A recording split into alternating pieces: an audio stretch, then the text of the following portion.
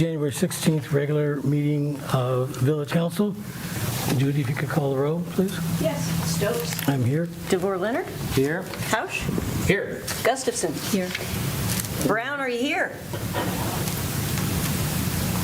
Carmen Brown is zooming in from the tundra, apparently. We may or may not be able to catch her, but she's attempting to be present.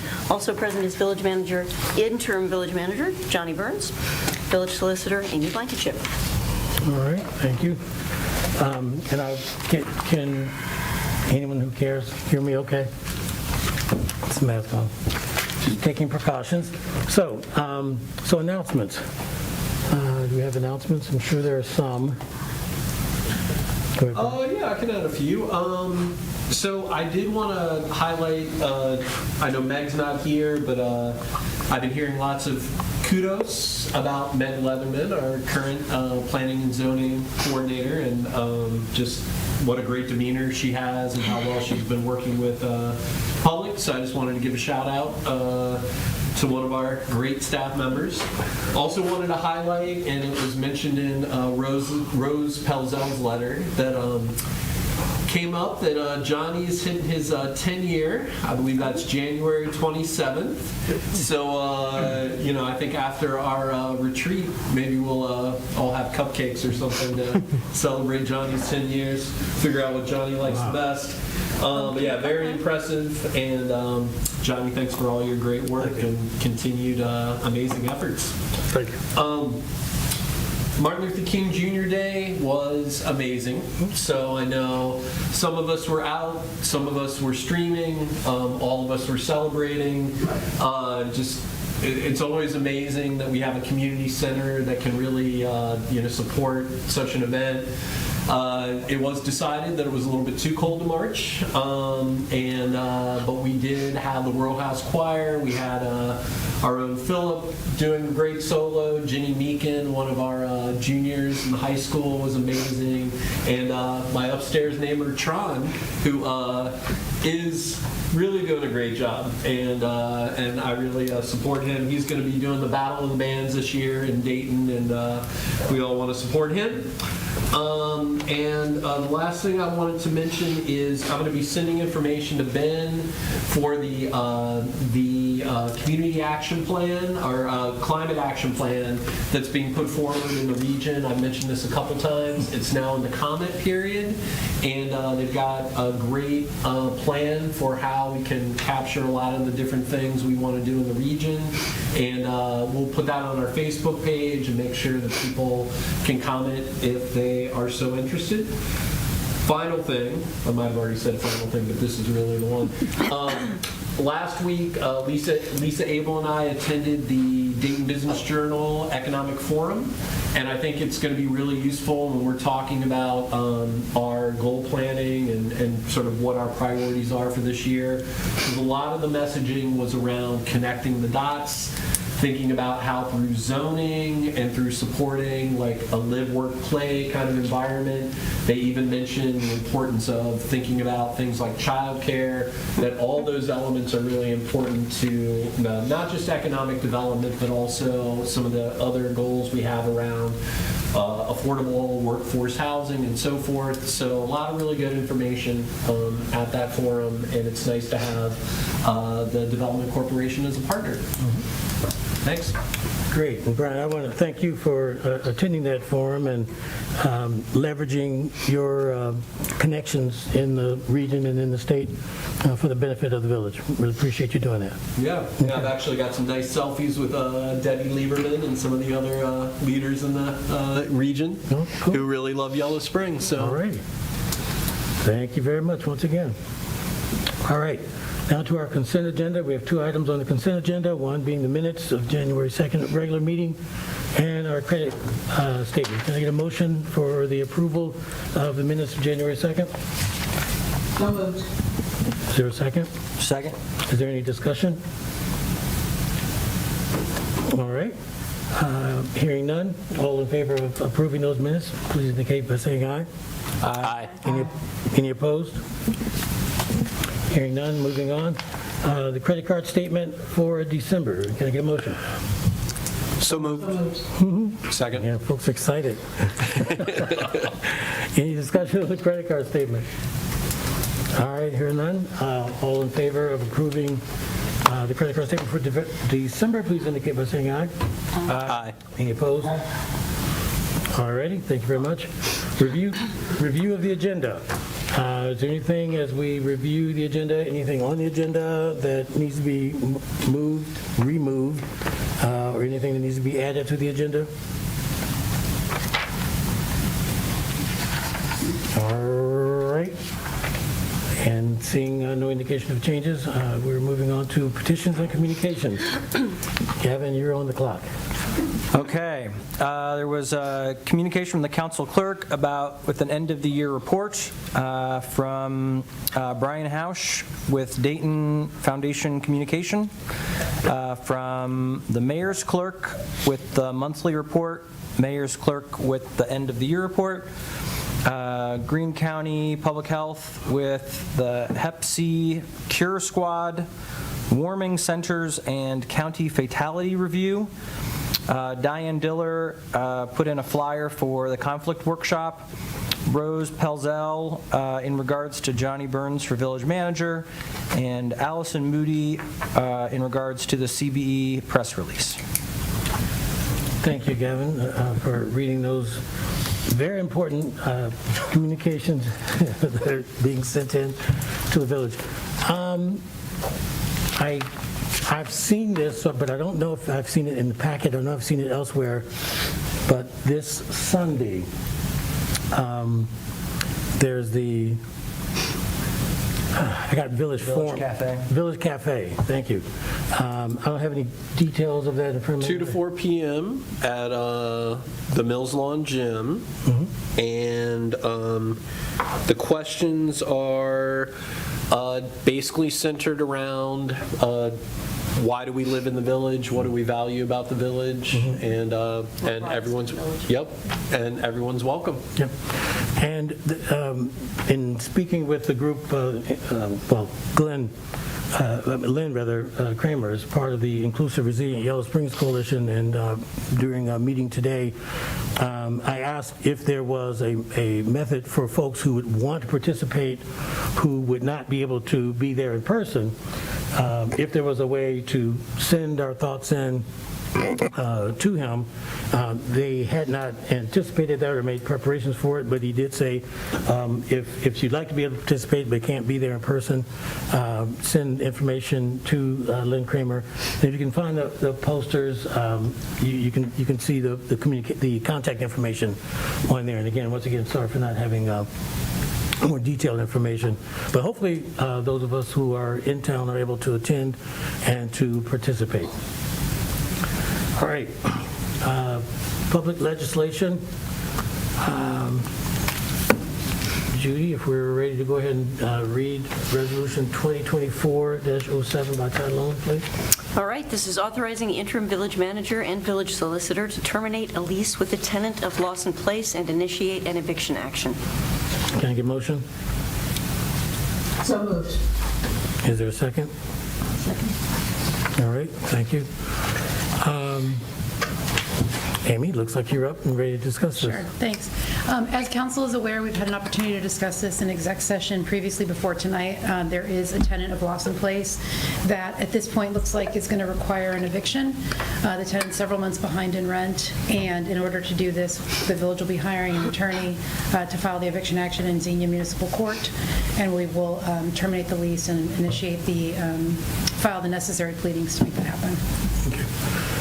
I wanted to ask, actually I did ask some folks earlier, when folks get into situations like these, and of course it hasn't come across our radar until now because we're new at being landlords, so we haven't had to deal with this, but to the degree that we are the owners of this property, we are the landlords, I just wanted to discuss the options that folks have in terms of getting support whenever they're facing these situations. I know some resources And I had asked for someone to send me some information. I'm not sure if I've gotten that yet. But are we, Florence and having her access to so many community resources, are we taking strides to try to help folks? I mean, we do have a fiduciary responsibility, again, as the tenants, but I think we also have a social responsibility to try to help folks out in whatever state there is, whether they're our tenants or someone else's. Do we make those, do we have information for that kind of support, and do we make those resources available? We do, and we have Okay. for this tenant. Okay. Do we know whether they've taken advantage of them? They have. Okay. All right, I mean, this is a business transaction from our perspective, and I will acknowledge that I know this individual personally, but the concern I have, I would have that concern for anyone in that situation, so just want to make sure that we are doing our level best to make resources available. Okay. Excuse me, any other questions for our solicitor, or any follow-up on the discussion? I mean, just, I know we can't talk about all the details, but how many months in arrears are we talking about with the rent? 5. Okay. 5 months, I believe, in arrears after he was caught up. And have we also figured out a way to help inform the tenant about the pay to stay? We have Okay. certified mailed it, emailed it, and taped it to the door. Okay.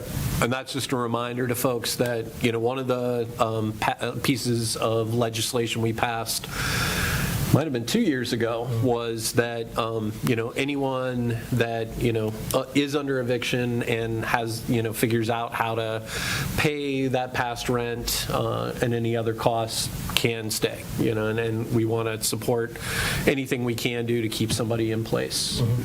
So, okay. Great.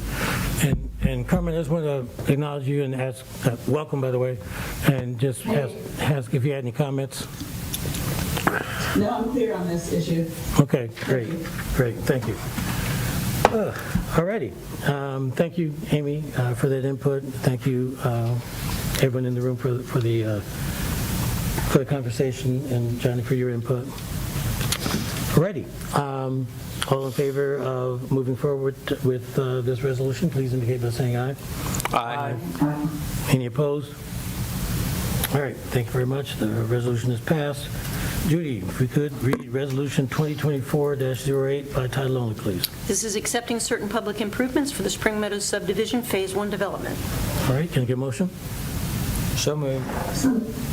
I think Carmen seconded. All right, Amy, you're back. You can just stay up there. I'm back at the podium, Okay. yes, sir.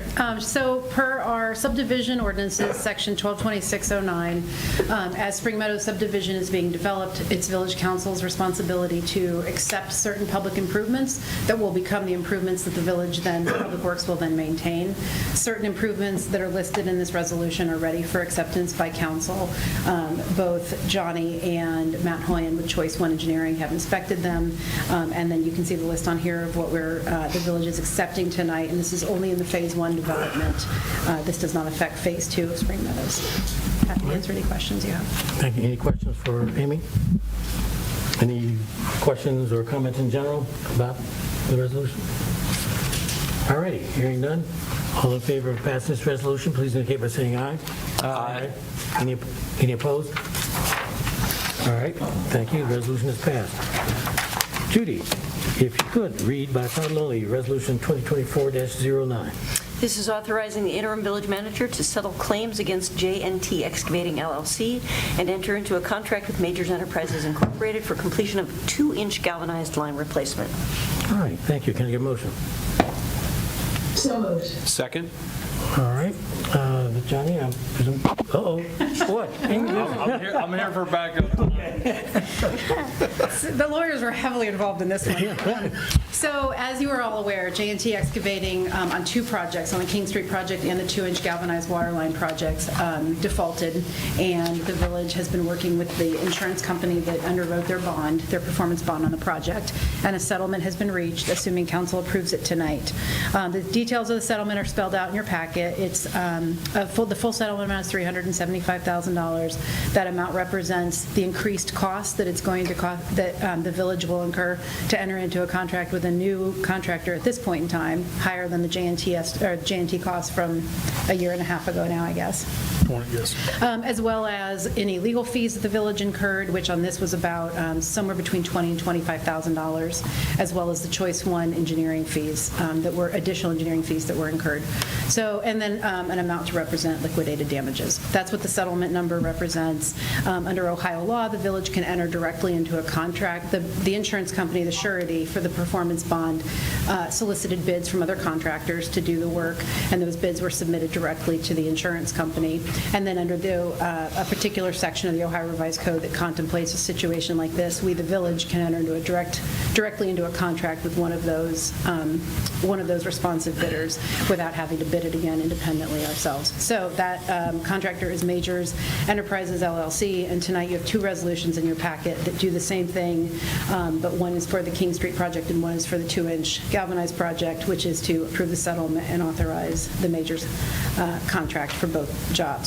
The documents are not in your packet because time is of the essence. So the way the resolutions are drafted is it's entering into the settlement agreement as approved by the solicitor, and then also the same thing for the contracts. We don't have the contract documents either, but because we are on a timeline that Johnnie talked about, I think last meeting or a couple meetings ago, about a water tower that's coming offline in June and needing to get this started, we decided to go ahead and ask council to move forward with this, authorizing us to approve the documents, to the terms that are acceptable to both myself and the construction attorneys at Bricker, so that we can try to get on that timeline and move forward. Happy to answer any questions that you have. Anything technical is going to go to that guy. Okay, all right.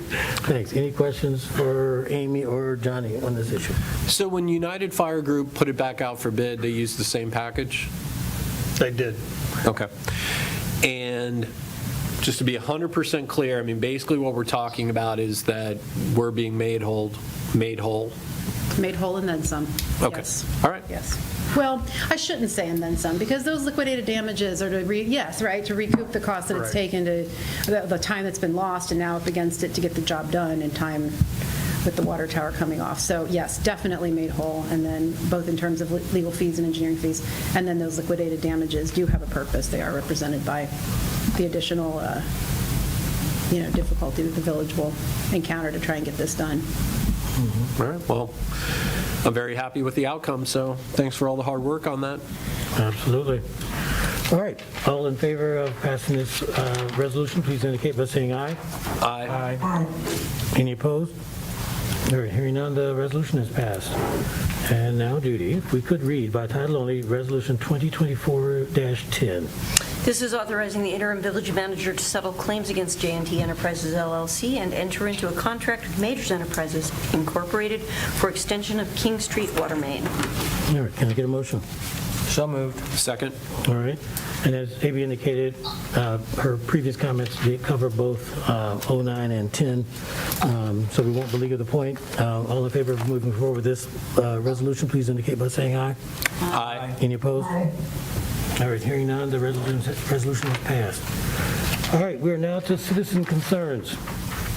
This is the point where anyone present physically or virtually that would like to discuss an item that is not on the agenda, you'd have the opportunity to do so.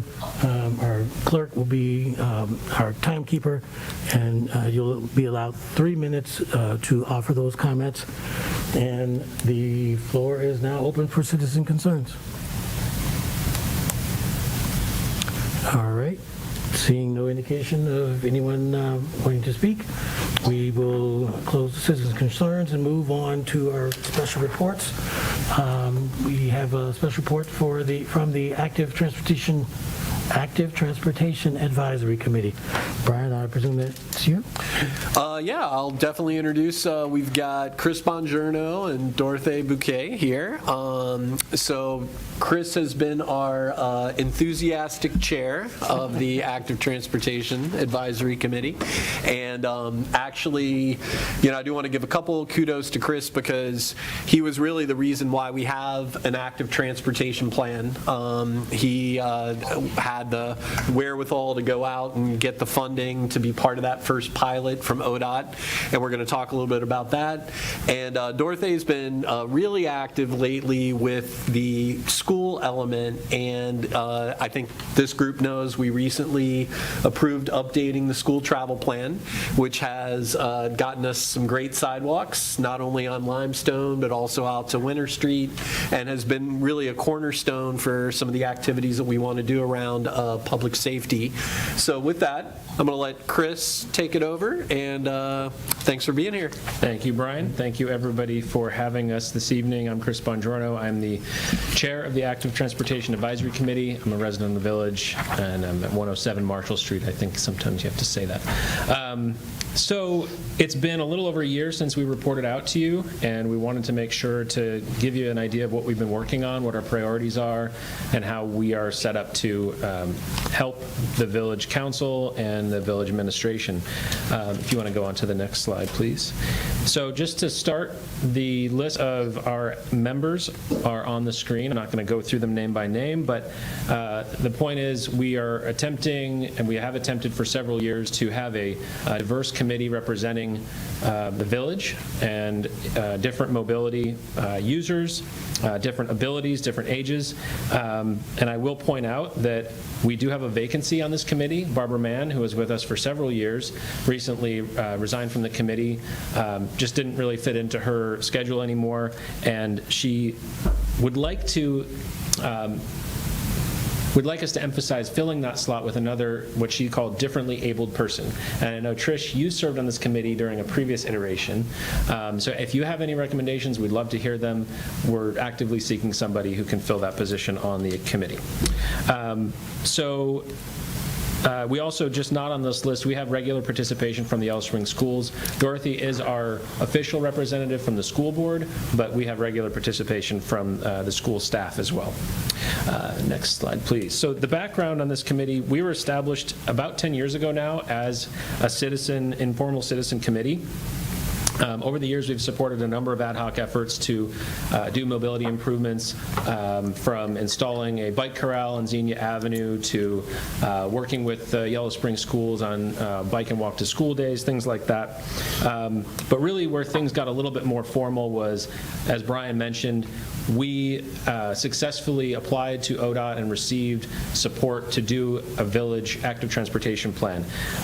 We also worked with the schools and the village to update the school travel plan in 2018. In 2018, that was actually led by the village and outgoing village manager, Patty Bates, at the time. But we led as a committee the active transportation plan effort, which was adopted in 2019. And then we had a little bit of a pause for a couple of years where we weren't as active. We helped on some implementation items, but really the committee was revived in its current state in March 2022 as a village advisory committee, advisory to both council and the village administration. Next slide, please. So the purpose and goals, we do a lot of different things, but we really wanted to focus on these items. Promote active transportation in the village with a focus on safety and accessibility. Provide resources and expertise for village staff and council, and to serve as a conduit between the community and the village government. Next slide, please. So we wanted to focus just tonight on the updates. What have we been up to for the last really year and a half since we last spoke with you? There's really been a lot going on, and really a lot of credit goes to this council and to staff leadership, including Johnnie, really moving a lot of this stuff forward. So the limestone sidewalks that Brian mentioned, that came out of a successful grant application that the village submitted to ODOT through the Safe Routes to Schools program. It was the #1 priority coming out of that 2018 school travel plan. So that completed a sidewalk sidewalk network, a sidewalk connection from Xenia Avenue all the way to Dayton Street, which was missing. That was completed in the third quarter of 2022, just as the school year started. And then more recently, there's been a focus on different intersection improvements around the schools. We worked with the school administration. Dr. Holden came. We met with her and a number of other staff people from the schools and identified a number of kind of low-hanging items that we could try to tackle in and around the school district, the school facilities. Some of those items were tackled before the school year started this past fall, so thank you again to the village staff for making that happen. Improvements to accessibility and to the striping around those intersections to make it very clear and visible to drivers, to pedestrians, to cyclists where they're supposed to be. There's a lot more to come in that regard related to the updated school travel plan. And then the next one, yes. So you've all seen, obviously, all the work happening on Dayton Street and also in a couple of adjacent streets related to the Dayton Street multimodal project. That is, again, a big effort that the village applied to ODOT for funding with entirely state and federal dollars, has been able to tackle, I think, about 8 of the top priority projects from the 2018-19 Active Transportation Plan. So in my line of work as an urban planner, we really love to show when plans lead to actual implementation, bricks and mortar construction happening that really make a difference in people's lives every day. And we're seeing that right now on Dayton Street, the Davis Street curb extensions that are much more complete than what's in that image. That's also part of this project, and there's a number of other intersections that are benefiting. So not only are we getting a new multimodal path, a multi-use path on Dayton Street that is up to current standards, we're also getting a lot of intersection improvements that promote pedestrian safety and crossings throughout the village. All right, and then towards the end of the year, as you're obviously aware, the schools really led the effort to update the school travel plan. So you approved the school travel plan update that was submitted to ODOT at the beginning of this month. That allows us to be eligible for Safe Routes to Schools funding going forward. So there's a current funding round that is due in March. This will enable us to say we have these priorities in the school travel plan that's updated as of this date, whether they're programmatic or capital investments. We're now up to date and we can do that. We're also going to work this year, actually I should say last year, we as a committee took a close look at the active transportation plan that we approved in 2019. And we identified that about 12 of the 36 priority recommendations have either been completed or are underway, or there's some progress being made on them. And again, as I mentioned, about 8 of those are part of that Dayton Street multimodal project. We have a number obviously in there that need to be revisited, and this is the year that the committee is really going to drill down on that. Next slide, please. There's a few other things that we're keeping an eye on. There's obviously pedestrian crossings and safety enhancements that we want to make sure we're aware from citizen concerns, from village staff and council, and our own committee members identifying certain areas that have some risk to them. The image in the top left is that informal crossing that a lot of us use to get between the Emporium and Tom's. So are there things we can do about that? Missing sidewalks or sidewalks that are in poor repair. I know Johnnie's actively looking at some solutions to some of those gaps.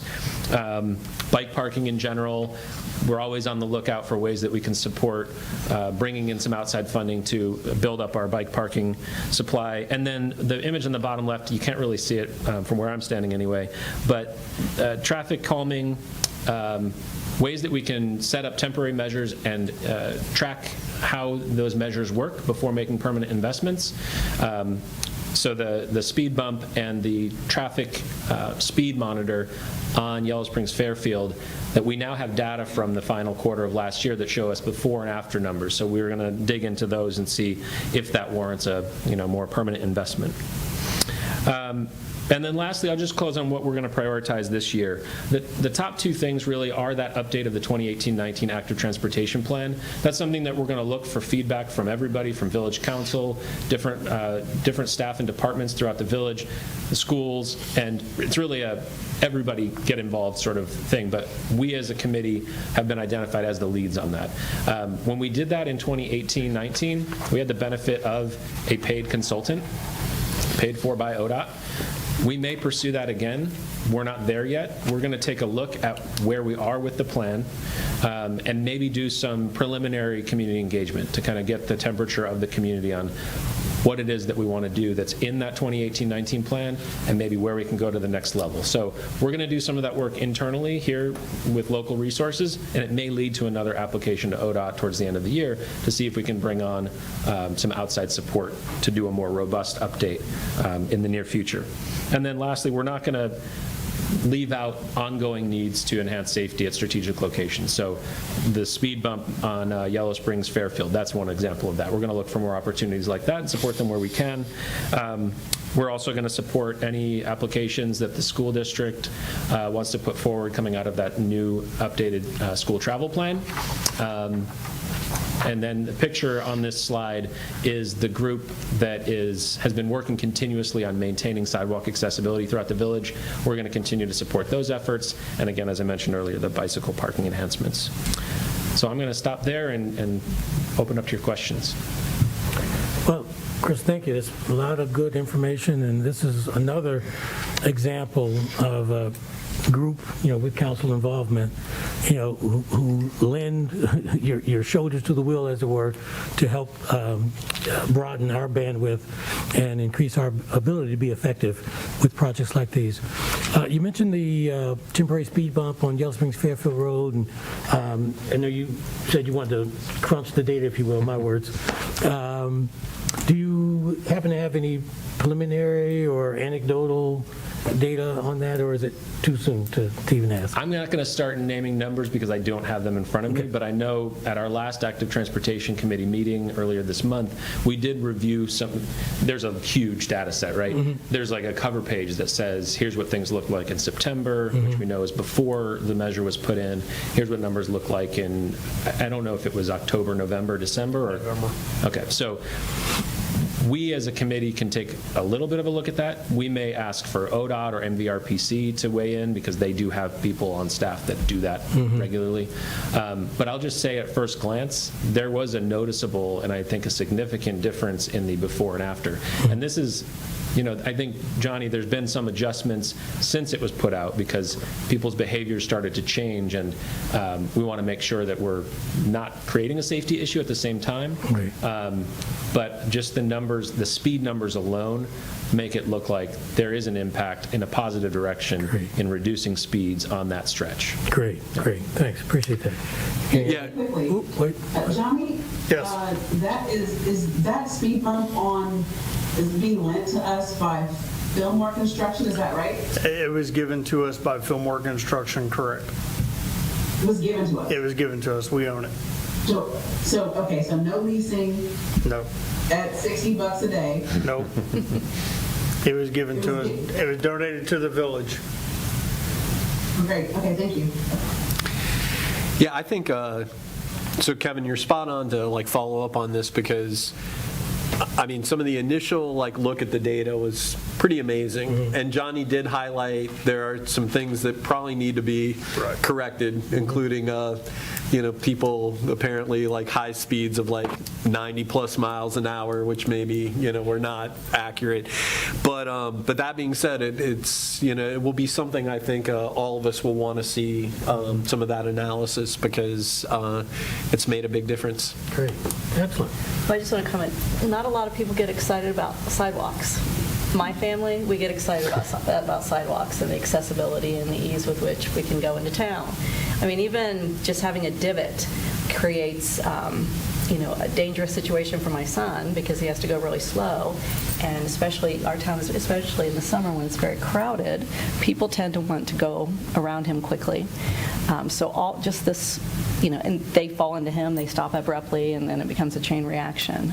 But all of that you've done, I've seen more people in wheelchairs and utilizing walkers than I ever have over the last couple of years, and it's because they can get around. They don't have to go in the street like when I first moved here that we had to do. So thank you, I appreciate it.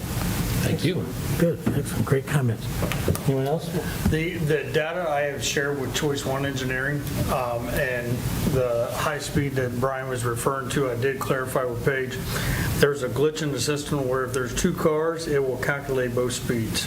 So that's where the glitch of the 90 miles per hour is. Yeah, we saw some things that were like, But that means it's 45 for each car. So On average. I do have choice 1 looking at that to try to analyze the data. Okay, all right, good. Well, that's reassuring. All right, Kevin. So I'm sort of embarrassed I haven't asked this before because we've talked about the multimodal path like 400 times. But what is it for? I've had multiple people ask me about, is it okay to ride a bike on it? Is it okay? So this seems like the most official place to get the answer of what is the multimodal path meant to be used for? So the multi-use path, and Brian, you probably have something to add to this too. What we had before was not up to current standards, meaning it was broken, and it was maybe only 8 feet wide, some places even 6 feet wide. That's not a true multi-use path. You can't tell a cyclist and a pedestrian that they can share that path at the same time. So the idea with a 10-foot wide path is that you can have a cyclist in both directions passing each other safely. I'm assuming, but I don't know for sure, that we're going to end up with a dividing line in that path. Not to my knowledge. No, okay. So that's something that you might see in some multi-use paths. It's meant to be multimodal, so a wheelchair user, a pedestrian, a cyclist can pass in 2 different directions at the same time. In terms of, I know we have electric scooters, we have electric bikes. There are certain rules at the state level that say up to a Class 2 vehicle of that type is allowed on these, which means a certain size of engine, motor, I should say. I don't know how widely known that is, nor that anyone is actually checking that unless you see like an abuse of that space. Brian? Yeah, so I think, so the last thing that Chris was referring to is, with the whole e-bike craze, the bottom line is Class 2 and Class 1 are limited to speed limits, so they really shouldn't go above 20, but, that 20, 25 miles per hour is certainly what we're limiting, so anything that's more moped or Class 3 style would be on the road. But I think what Chris captured correctly is that, before we had a substandard sidewalk and this, jankety, side path that was supposed to be for bikes, we took advantage of that space to widen the whole thing, and that's really what this, how this came about. So we had the space to create a 10-foot path that would accommodate all the different modes of non-motorized transportation. Moving forward, I mean, if we had enough activity, we could think more about like that dividing line and whatnot, but that doesn't seem to be a concern at this point. So. Yeah, it's even something that there's an easy stencil out there. I know we've done some stencils downtown that say, walk bikes on sidewalk in a certain downtown area. We could do something similar with a stencil that isn't like coming up with a new engineering standard. It's something we can maybe borrow from another community that shows, slow traffic, keep right, pass on left, anything like that, like you'd see on the bike path. Mm-hmm. Got it. Okay. So where it's clearly wider, bikes are okay, and then at the point where it narrows back down to being whatever is that number of Stafford feet or wide, then that's where bikers are expected to go onto the street. So yes, and there's actually a certain geography in the village. I think Chief Burge did a video about this mid-year last year that identified where cyclists are supposed to use the street or walk their bikes. I think the exception may be for youth, and so that would be the case if you're on that path. And I know that it approaches Mills Lawn, so as you get to the is that Limestone? Elm Turn? Oh, okay, yeah. Yeah, that where the multi-use path stops, then there is a little bit of awkwardness there, right? Where you should stop your bike at that intersection and then safely transition either to the street in either direction, or if you're underage and you're accessing the school, you should be able to stay on your bike on the sidewalk. Got it. Yeah, we could pop up a map for that at our next meeting. I mean, I think that, the bottom line is the no bikes on the sidewalk are really about all the downtown traffic, right? And just that because those are more narrow sidewalks, trying to like maintain safety. But yeah, we could definitely pop that up if people aren't sure. Okay. And Chris mentioned the video that Chief Burge did. I haven't seen that. Is that readily available? It's on Channel 5, correct? And YouTube. Okay. And we posted it on our Facebook page, I think, right?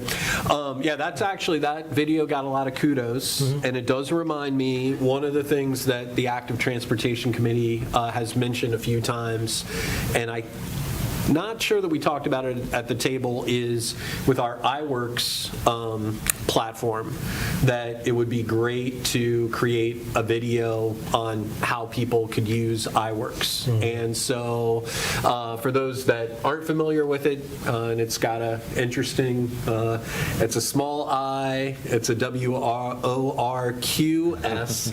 and it really is very user-friendly. And I remember one time a huge branch was down in the middle of my street, and you take a picture, you can send it, and actually the branch was picked up like an hour later. Yeah. So it's not the only way to respond to issues, but it came up in our group because it's also a way to identify where maybe there are places that aren't as safe for walking, biking, crossing, whatnot. And so I want to mention that, I guess, in a meeting, so that we might explore that, because I think that it could be really useful for the public. Yeah. And I was going to say something about iWorks, but Chris, unless there's any other questions, I think we're done, and you can please be seated. Thank you very much. Thanks again for coming. Thank you. Thanks, Chris. My little PSA for iWorks, there's certain things I would, grumble about, and nothing would get done, and I go tap on iWorks, and before I finish submitting the report, a little truck rolled up, and stuff starts getting done. So again, iWorks is a great tool. I'm glad we have it, and again, that little truck that rolls around with the iWorks logo on it, it's really cool. Really, it's good to see, if you will, village tax dollars at work real time like that. So it's really exciting. All right. Well, thanks again. And, we try not to use too much jargon up here, but I presume, Brian Jankety, that was That is an official active transportation term, good, yes. Good. I think we all have a... It's universal. Gotcha. Yeah. I've heard it in other venues. I figured it's the same use. Okay, great. Thanks again for everybody. Thanks you folks for coming. We're down to the manager's report. Johnnie? All right, Brian, Ben and I have talked about getting a video, so we will get that. We'll figure out how to get it done and get it posted. So let me start with, first thing is there will be some loud noises in the Bryant Center. Downstairs, they are going to be taking up the floor tomorrow night and Thursday night. So if you're in or around and you see a lot of construction dust, that is the floor being taken up. So then they'll relay it the following days. So hopefully by Monday, the new floor will be downstairs and on the first entryway, the foyer there. Cold weather, the staff was out multiple times over the weekend, 4 hours on Saturday, 4.5 on Sunday. Salt does not work very well at 2 degrees. So bear with us, but they was out again this morning hoping to get the salt on at least the intersections to be able to help people get some grip to it and to slow down and make a complete stop. And Johnnie, if you could, please, while you're on that point, could you remind us where, because we just recently started using the brine, and I'm always excited when I see the white lines on the road. So you did not see them this time. Right. They did work the last time, but this time, because we had a 8 to 10 hour rain soak prior to, we couldn't even lay down salt because it would have been washed away before the snow comes. So we actually had staff come in at 12:30 in the morning on Saturday when the snow started coming to be able to lay the salt down. Okay. So we cannot put brine down unless it's good dry pavement prior to, or the brine just washes away. Right, and then the temperature, And the temperature drop. What's that number when we switch from brine back to salt? Tanner had that exact number, and I cannot tell you because he pulled it off the internet. So. Okay, all right, good enough. Yeah, it was probably from his, I think it was from his report when I saw it. The reason why we can't do it is because we use just straight salt water, basically is what brine is. A lot of other communities are using the beet juice, which makes it stick, so therefore it doesn't evaporate, but it also sticks to the undercarriage of a lot of vehicles and rust them out. So we would rather err on the side of caution. Great. So, but Tanner did come in the Saturday. He got to see it firsthand. He did not have to do anything to the Bryan Center. Everywhere the Bryan truck went, you're seeing clear traffic with the stripes, just like the white stripes on the road. It was clear and blacktop. So the Bryan is good, and we'll hopefully get more of it down. So. Construction plans for Phase 2 have been approved for Springs Meadow, so they will be starting plans again for Phase 2 in the spring, probably. They are working on doing a model home. They ran into a couple issues, but they hope to break ground by February on the model home on Wright Street. House Bill 168, that was a huge success. We've got that off the plans. I've already got submittals from Mangers. I forwarded on to Choice One today, and Ben Sparks is already talking to the contractor for staging areas, what roads to start on, because we're behind the 8-ball, and so we've already got staff laying things out in front of them to be able to make that project a little bit easier, even though it's in the cold weather. One thing that we are definitely going to get done, you'll see them past June, but one thing we had to work on is because of the long lead time on the brass parts. The mains have to be done by June, which is the large pipes. Then the house services can be hooked on as they get it, and that has a completion date of September 31st. That way the project can be finalized and we can submit everything before November of 24 so we can get final payment, because that's when the grant expires. Big improvements on Fairfield and Fair Acres. If you've driven by that, you've seen that we put up flashing crosswalk signs in both directions. A lot of positive feedback on that. It has slowed people even further down. And we also put 2 on the Polecat bike spur to Ellis. And we have 2 more ordered for that, so it will look identical. I did a conversation with John Dobney with Greene County Parks and Trails before he left. He did give us permission to take over the signage for the bike crossing because Greene County was not going to do anything that met the standards. We went above and beyond. We wanted to make sure that tragedy didn't happen again. So we put up the flashing lights, and we now maintain that. So any improvements we'll do. Now they'll still do their striping, but signage-wise, it's us. So I'm going to change it quickly from where I'm in an undisclosed location in Michigan. I live on Whitehall Drive, which is right near where the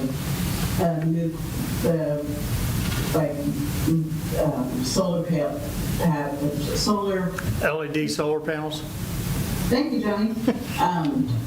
And it's really made a difference already. Of course, I'm conscientious enough to kind of slow down there, but it's made a difference with people coming east on Fairfield Pike. The other thing that I wanted to say is what Johnnie kind of already alluded to. The county was not going to do anything about the Polecat hub, as made evident by what Johnnie said in the newspaper right after the incident happened on Polecat. Was not planning to, wasn't going to do. And I feel really proud that we, as a village, took the initiative to take care of that. And it didn't, it didn't hurt to contact Greene County commissioners on that. But I'm really proud of us for that. So I wanted to get that out there. We didn't have to do that. And not only did we not have to, it wasn't our responsibility. But we did, because that's what we did. That's why we're a team. That's right. Johnny, just a note. So this is not the reason we put the signs out there, that's a real big deal. It's very important. In terms of infrastructure and ownership, it's not that big a deal, but do we have some sort of documented agreement? We do. Okay, good. Yes, That's we have it with the county. great. That's good enough. Thank you. Continue, please. Okay. Water plant, the big news is there, January 31st, our water would be picked up and taken to Washington DC for February 7th. It will be in the national competition for rural water. So we'll be one of many from the rural areas all across the nation competing for the best tasting water. So we obviously know we're probably going to win. Yeah. But I just wanted to give you a, And did you say the ceremony's in California, though, or? no, the actual ceremony for the other one was in Colorado. Okay. Next year's competition for the other one that we qualified is in California. Okay. So, and taking a gallon of water or 2 gallons of water on an airplane nowadays is not really feasible, so you have to ship it. Washington DC was with a drive, so actually a member of Ohio Rural Water is going to swing by, pick it up, and take it to Washington DC for us. So then we will go to the youth center. You'll see an update in there coming up. We have okayed the cabinets, so they're going to be a small little kitchenette being built in there so they can have 2 microwaves. They can put all their stuff away to continue to help support the community and the kids that Samantha has. She's averaging about 14 a week right now. That's just an average, but anytime you go in there, you'll see that there's 20 or 30 at a time in there. We are looking at getting a price for the gym floor. We had some damage to the gym floor done when it was not being supervised. We don't know. We don't have no way of knowing who did it, but there is large gouges in the floor. So we had an expert come in today. He's going to give us a price to be able to sand it down, refinish it. And yes, we are getting a price to put pickleball court in the John Bryant Center. If they have to sand it down, we're going to go ahead and try to put the striping down for pickleball. Wind, and I'm going to probably jinx myself and the crew, but we had an outstanding weekend given the weather that we had. Ben come in on Saturday for a downed tree, but luckily it didn't take nothing down. We pushed it back into the homeowner's yard. They had it cut up the same day. Had one on Talus Drive the same way. We was able to push it off.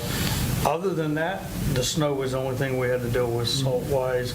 So kudos to the crews for making sure that things are buttoned down, things are changing the poles out. We had a tree fall on Wednesday night. We was YSDC meeting. I think it was Wednesday, correct? Yes, Wednesday. We had a tree fall down, and if we would not have changed the pole a year before that, we'd have had a major outage that night because the pole withstood the tree taking the wires down. So we was able to, in a downpouring rain, get it all running. So good thing for the public works crews going forward.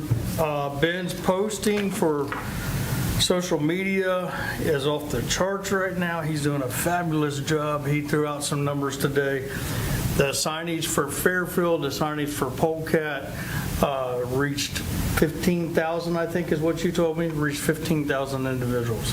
So that is phenomenal. We're making leaps and bounds above it. Ben's also checking into a texting system to see how much it would cost to where we have notifications or things that we want to get out to the public to where we could do a send out a text versus a one call that you would normally get if it was an emergency. So things to come on that one. The signs were up for a day, but they didn't survive the wind. So Allison will be putting the signs back up hopefully this week for the CBE. But no, they did not get sold, but they had to be taken out because they was laying over flat. Yeah, I read the packet, and then I drove, and I'm looking at my mirror. Where is that? Yeah, so Friday evening, they was laying down on the ground, so Okay. she went and removed them, and they'll be put back up this week. All right. So that is what I have.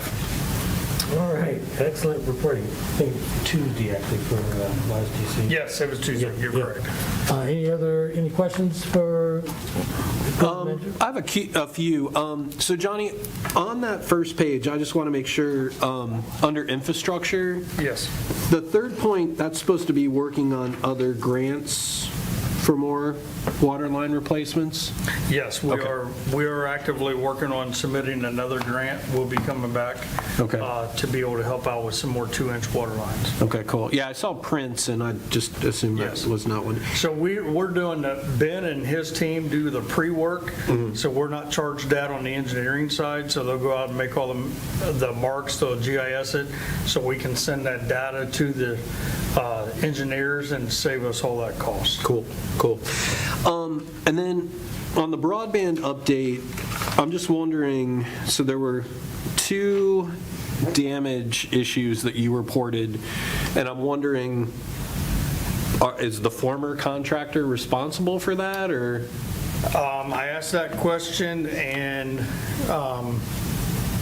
we didn't get a really good answer on, he should be held responsible, but I don't know that we're going to get any money from him. Okay. But one's repaired and one will be fixed. All right. Well, I'm glad they're fixed, or getting fixed. It's frustrating. And then the last, I wanted to ask about under miscellaneous, there was a comment about working on the property behind the firehouse. We are doing engineering for that, is that what is on, probably Ben's looking ahead? Yeah, so it was in the last, let's see, there was a section that was miscellaneous, right after water department look ahead, and it says, working on plans for property behind firehouse. Yes, that's the Cascade property for Home Inc. Gotcha, cool. Okay, so the new firehouse. Correct. All right, good. And then the only other thing I wanted to mention is just in making sure when we're working with Allison, I thought the press release was great, and probably emphasizing the things that make sense from her perspective. 2 things that we're missing that we usually promote are the building department and that we own our own utilities and how responsive we are. So I'm sure that's in the mix with the marketing, but I just wanted to make sure that, we keep those things alive, because I think those are primary to why you want to do business here. We actually brought that up in the YSDC meeting. Okay. It had already went out, but on the slide deck, we wanted to highlight we own our own water plant, wastewater plant, electric, building department, so we're getting Michael Slaughter the information on that as well. Awesome. All right. One thing that I did miss over, and I actually didn't want to miss, I really truly want to miss this, but Amy Kemper, the finance director, is planning on retiring, and her last day with us is February 2nd. So we will be going out trying to look for another financial director. She is willing to help stay on and help us through some times till we get to that next person, along with Melissa Dodd is willing to also help us. So between them two, we're still going to be moving forward. I have Amy looking over the financial director's job description to make sure that it's accurate before we send it out. I've asked Amy Blankenship, Judy, and Amy Kemper to look that over, and so we will be sending something out tomorrow to advertise for that position. Okay, good update there. And Brian, yeah, those are good points to make sure that we do get covered in terms of, extra bonus reasons for one to do business here in Young Spring. Okay. Johnnie, where will you be advertising? every way we can. Michelle Robertson has got some places, but we'll reach out to Indeed. We're going to reach out to YSO paper, our website. We're going to get it way out there. I'll call you and see if you got any Yeah, good there's- suggestions as well. Yeah, OCPM and other organizations like that, you can post positions. I think it's very nominal amount, maybe $40. So, And then we've got our LinkedIn account, and we have gone through ICMA before, I don't know, so. All right, great. Anything else before we move on from the village manager's report? All right. All right, old business, not seeing anything there. We didn't do anything in agenda review. Excuse me. New business, village goals discussion. If in the packet, what we have is the goals spreadsheet that we put together last year. What we hope to do, and I'm sorry, I moved on from where I wanted to be, but what we hope to do is at our long meeting, not a retreat, on the 26th, is to do a deeper dive, thanks Johnnie, is to do a deeper dive into the discussion of goals. We've seen the agenda, we'll be talking about that in a little while, but instead of starting the goals discussion like we tend to do with, here are the goals, change what you want to change, we want to do sort of a bottom-up approach, if you will, almost, I'll say a strategic planning approach, if you will, just folks coming in with thoughts, and we start there, and we sort of allow what rises to the top from a priority perspective to sort of take the lead. So we talked about it, the agenda planning group. It's got, as far as we've gotten on the agenda that's in the packet now, and certainly part of the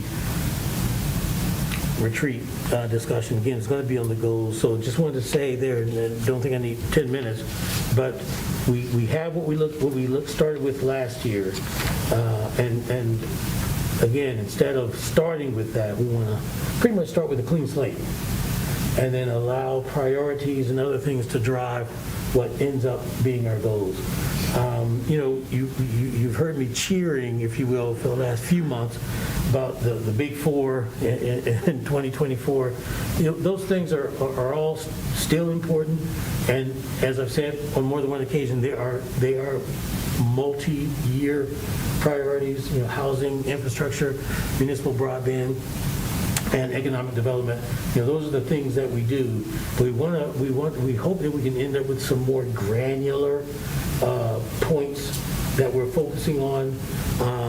I even wrote a note, and I'm going to give Gavin credit for this.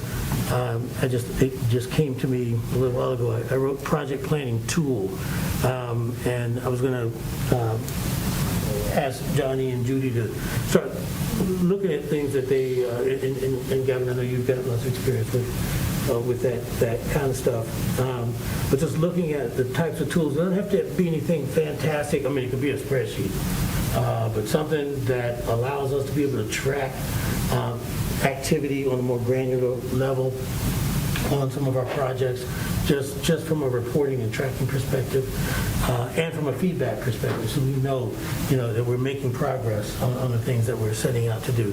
So, the kind of things we want to think about is project planning, strategic planning, those types of things.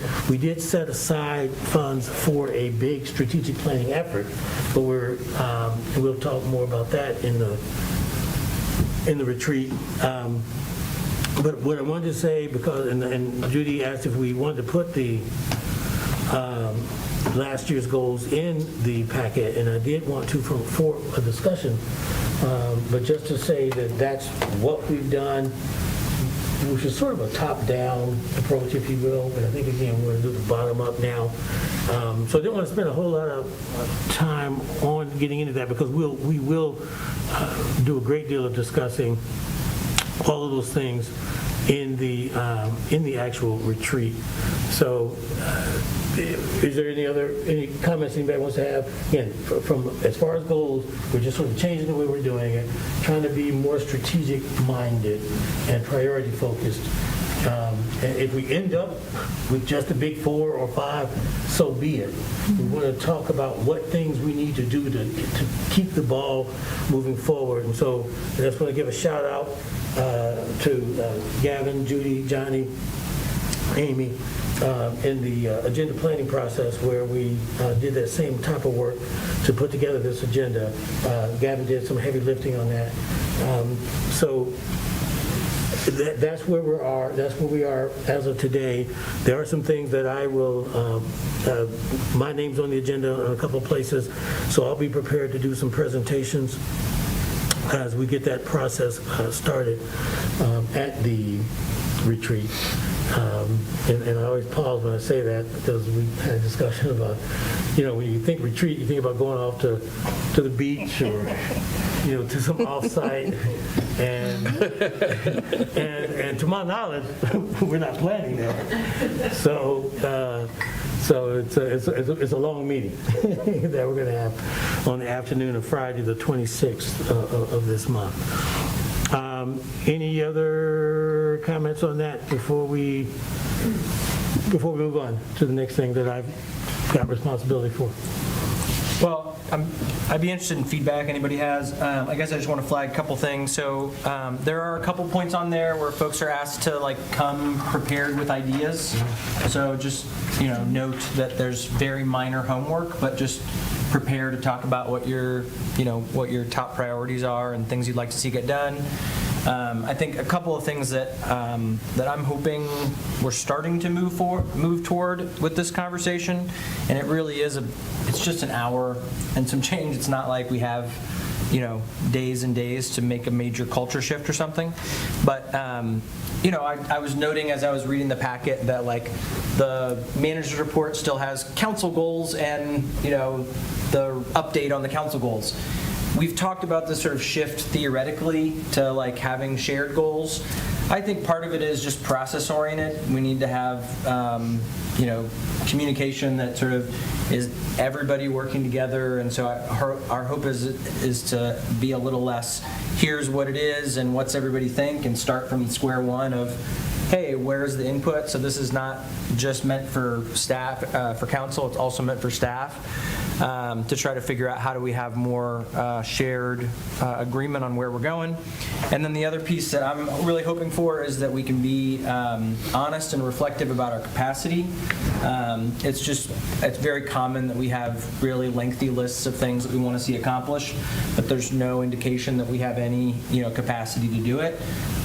So just trying to be reflective of that. So I know it's hard for us to think about what are only the 1 or 2 things we want to do, but I would posit that that's about as far as we're going to go in most cases when it comes to, as Johnnie put it in one of the meetings, sort of the wants as opposed to the needs, which I think is its own conversation that would warrant a longer conversation at some point of what is the sort of baseline of need from the village government and then what constitutes a want. So anyway, those are some of the concepts that have come up. And then just to say, just so it doesn't get buried, this meeting is one chunk talking about sort of goals, but then there's 2 other important chunks. I think arguably most important is the conversation about village manager, so folks should come prepared to have a conversation about village manager hiring process. I think, Kevin mentioned strategic planning. I'll just say, I'm not sure that it makes sense to move forward with strategic planning until we get some kind of closure on village manager. And so that's one of the key pieces. And then there's also the piece around commissions and making some decisions about commissions for the coming year. So assume everybody saw those things in the agenda, but just to flag them for people. Great. And, excuse me, thank you for that, Kevin. And I will, Brian, this is to Brian and everyone else. At the last meeting, Brian and I committed, I'll speak for myself, for Brian and I to get together to do sort of a first draft of the goals. And I did start. What I did was I started with the big four. Then I went to the list of start, stop, continue, and started trying to put those things into those categories. And then I just sort of had this epiphany. It's like, can I justify that? I mean, does that make sense? I mean, why am I doing this? Those kind of things. And that's where, like I said, that kind of thinking and discussions that we've had in the agenda planning group, we thought we would, again, just take a step back. And if we end up in the exact same place, so be it. We just suspect that we won't, but we just think it makes more sense to do it the way we're thinking about doing it. Well, I want to. I'm sorry, go ahead. Sorry, I was going to say I want to commend the group on the work. I think it looks great. I have two comments. One is that regarding the manager search, I think it would be really helpful to have like a basic stack-up document between when we used management partners and when we did it essentially on our own. And in particular, and Judy, I can help with this since I was, I guess, the council person in charge of both. Things like how many applicants we got under each one, because the numbers were virtually the same. When we paid, management partners $10,000 or whatever it was, and when we just put it out through Indeed and other places. Some cost things and other things, but just kind of like a basic stack up of the two, I think would be helpful. And like I said, I would be happy to help with that. The second thing is, I'm not sure what the thinking is on the very last item, the boards and commissions, roles and responsibilities discussion, but there's a lot of stuff here, and unless there's something really important to talk about there, I would just flag that as something that maybe could be discussed at another time. But if there is some concern that, we have an issue there, I don't see that we do. Yeah, I think Judy just posited a couple of things just to give a skeleton to start with for Yep. the agenda. And I would submit that discussion would end up being more of where we all end up with boards and commissions. It's always good to have reminders of our roles and responsibilities, what we can and cannot do, what we should and should not be doing in those respective roles, and how one commission, planning, BZA, those kind of things, board of zoning appeals, how they differ, from the other, if you will, run-of-the-mill, no disrespect, but the other more routine boards and commissions. Right. Well, and I know one thing that came up was that we didn't want members of commissions doing a runaround to staff, for example, and that they should go through the liaison. So if it's about that piece and some reminders there, I think that's fine. But again, it seems to me that we've got a lot of other priorities, so I just wanted to flag that. Yep. So that wouldn't be, that would not be a heavy lift. It's mainly, who's going to do what with respect to those things. And so, since my name is on this whole chunk of new business, I'm just going to mash everything together, because you just raised the point about council membership on boards and commissions, and on the agenda, Brian, we just had the active transportation committee. So, but if the agenda is right in this regard, are you secondary on that? Yes. It was Mary Ann? Mary Ann took the lead on that, yeah. Okay.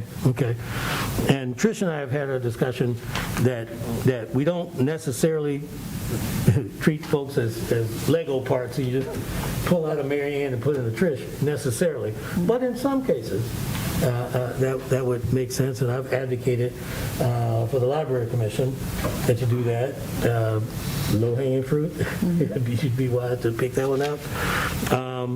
But I would, again, just repeat, Trish, that is probably the first pass is, would you fit in to where Mary Ann stepped out of? Don't have to, no hard requirement. And then I imagine there could be some other shifting around on some other things. I did hear from Lisa Abel regarding YSDC, so we can certainly talk about that. I'm certainly open to doing what's in the best interest of the village. So, Well, I think one thing also, and I appreciated what Judy wrote up about boards and commissions, but keeping in mind that, there's been a leadership change, and so, you now being council president, you should reflect that in your, committee and board memberships. The vice president role has become more significant than it was in the past. So anyway, so I think that those are factors that are also a little bit different, in this iteration. right, and those are the kinds of things, I think to the point you made earlier, about boards and commissions, those are the kind of things that we will be considering. Because, this is more than what's typical at this time of the year. We've got a lot of transition. Got a lot of transition going on in staff and on council. So we definitely want to consider all of that.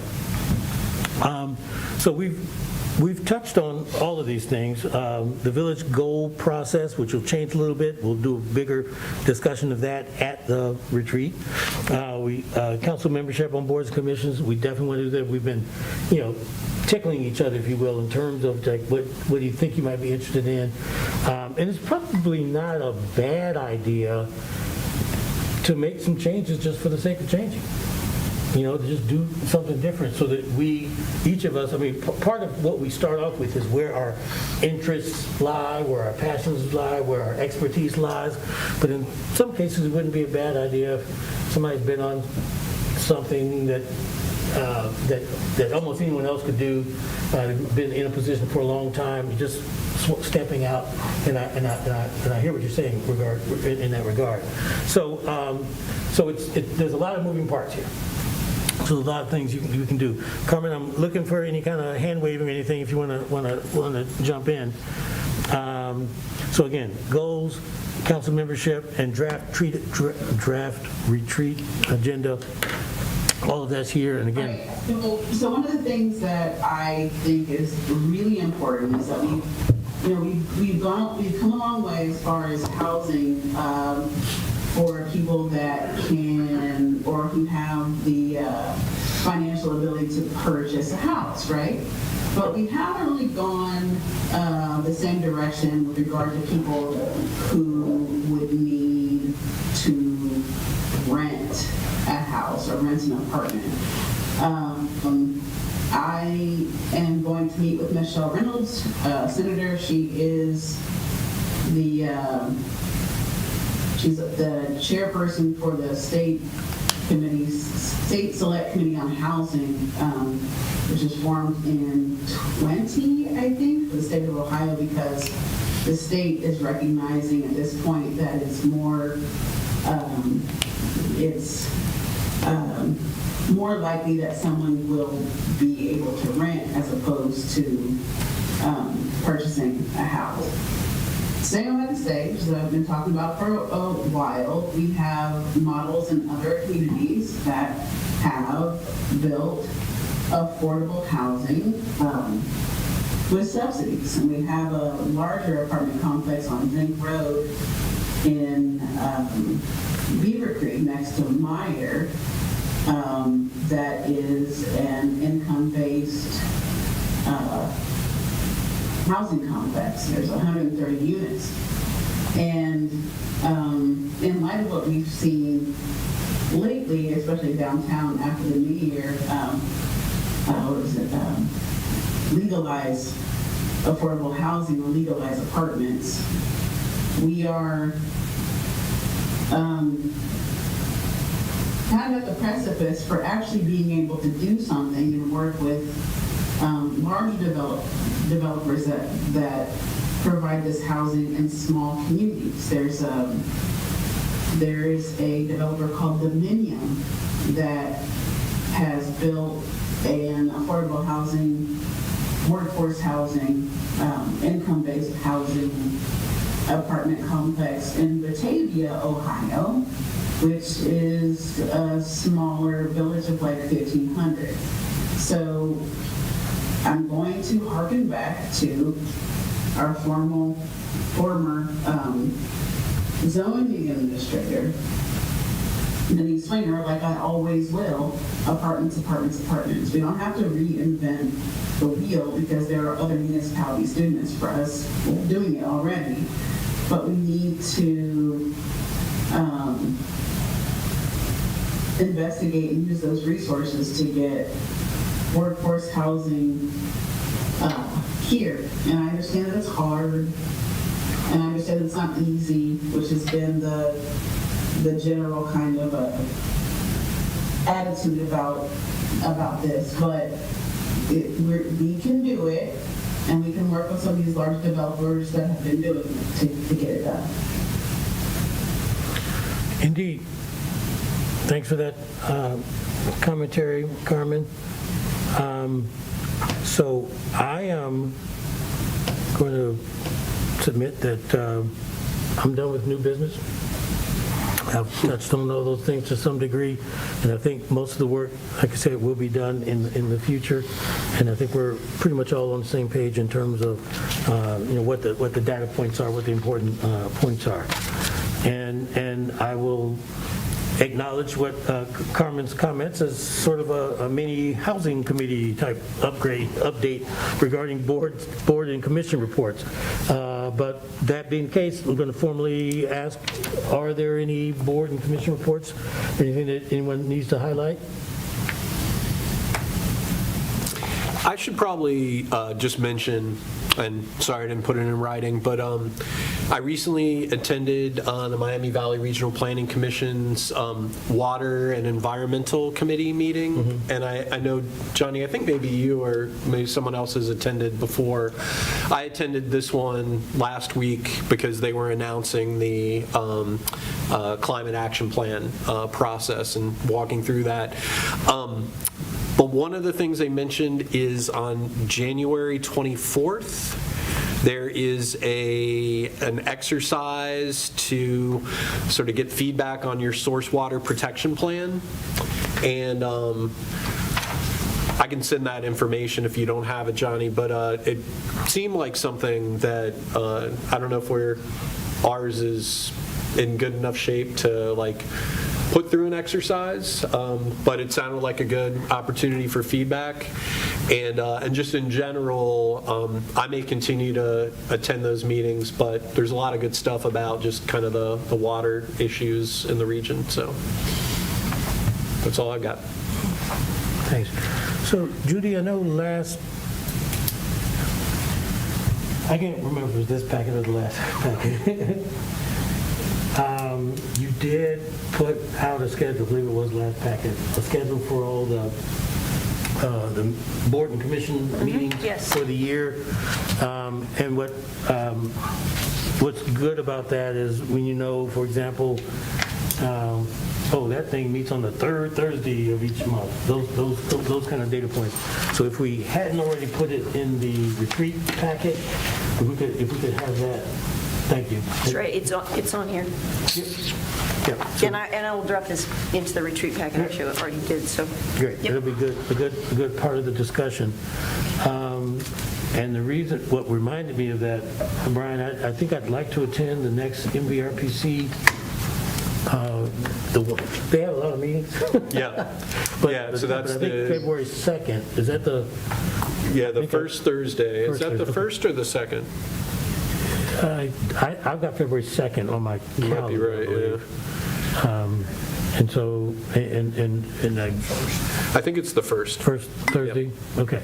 So let's get together I'd like to, it'll be my first time attending. I know you go to other committee meetings, but if you need to go to the executive committee, I don't mind going early and just waiting Yeah. till it's time for me to participate. And I'll check, I mean, I don't see why you couldn't sit in on the executive meeting, but I'll check with them about that. Yeah. That sounds great. But yeah, February 1st? Or second. February 1st, It's the first.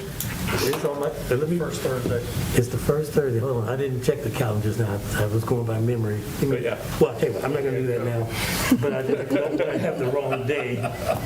I'm planning to do it. Can't handle it. Oh, man. COVID brain, maybe? Yeah. Yeah, okay. We're good. We're good. All righty.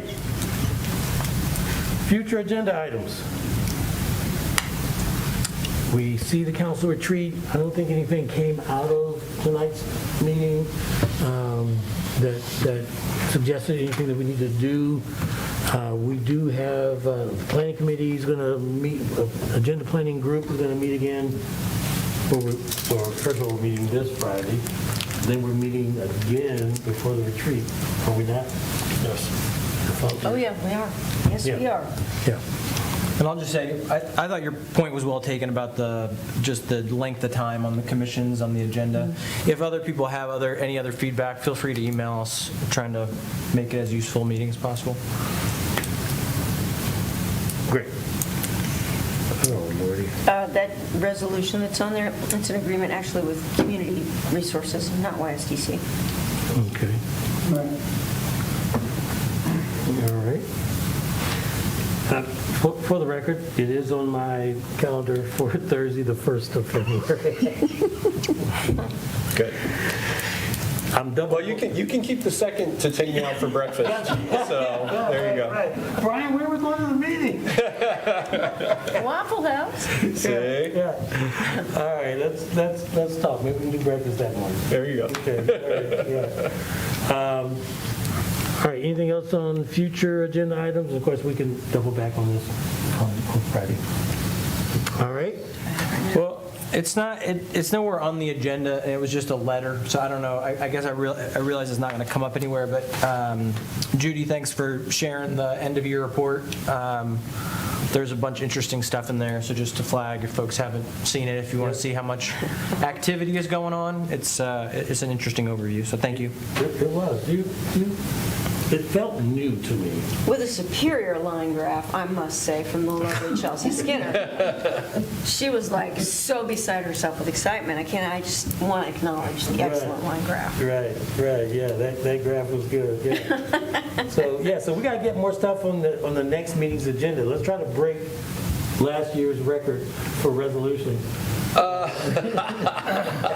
You know what? I think COVID has really taken effect. They will find you. The resolutions will find you. Okay, we just wait. Just wait. They'll come. For the record, we are currently working on staff's year-end report as well. Okay, great. So- Yeah, that was Hopefully- on my list because that is charter driven. Yes. And you said we're going to combine. We're 2 years? going to do 2 years, 22 and 23. Good. Okay. That'd be a fairly large report. Okay. All righty. Well, I've got 8:26 p.m. I don't think we have anything else in terms of future agenda items. If all hearts and minds are clear, the chair will accept a motion to adjourn. So moved. Second? All right. All in favor? Leave. No. Aye. All right, thank you, Is that a everyone. record? Thanks. Aye.